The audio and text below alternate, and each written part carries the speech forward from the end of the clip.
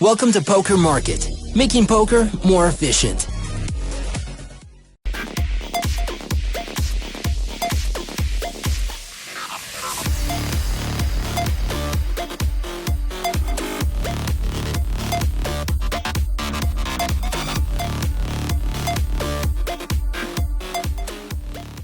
Hey everyone, how we doing today? This is James Sweeney, aka Splitsuit. Welcome back to another video.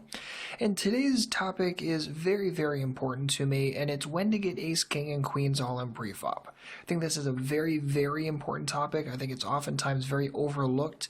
Either players auto stack these hands off or maybe never stack these hands off, and I think something in the middle is going to be the better strategy. So I want to really talk about in this video is when to stack these hands off, what goes into it, and how to create better decisions in these spots. Now the tools we're going to use are Equilab, which is free, and I have a free YouTube video on how to use it if you're interested and if you've never used it before. I have a spreadsheet that I created that I'll probably make available for download somehow, so keep an eye out either in the forum or on social or on the site somewhere. It'll probably be available for download, I would imagine.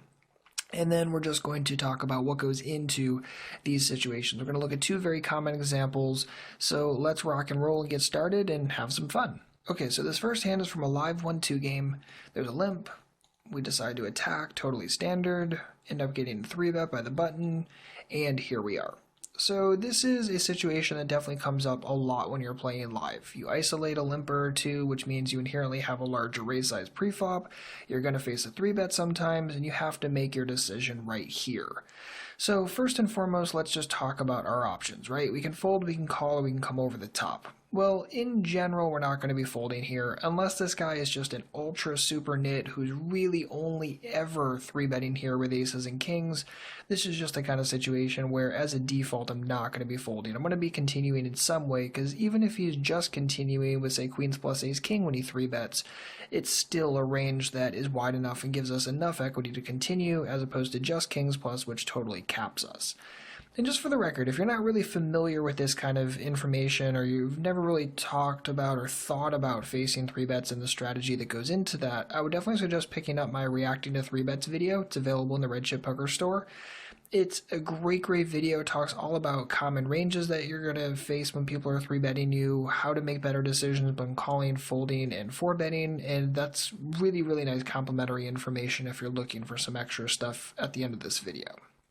So, that all being said, we have to come up with a plan, and most of the time it's going to be between 4-betting and calling. Now the thing is that when you 4-bet, it's not a 4-bet fold, right? And this is partially a function when you're playing live because you're going to have larger than standard open raise sizes, particularly when compared to online. And that means that the 3-bet sizes are inherently going to be larger as well. And these are all larger parts of your starting stack, which means when you're starting with 100 big blinds, it's really not a situation where you can 4-bet fold, simply because any 4-bet size you choose, even a small one like say 88, if you do end up facing the shove, you're getting like 2.4 to 1 on a call, and you don't really need that much equity in order to make this call. So if we go to, say, Equilab, plug in queens, and again, let's just take a worst case scenario, kings plus, right?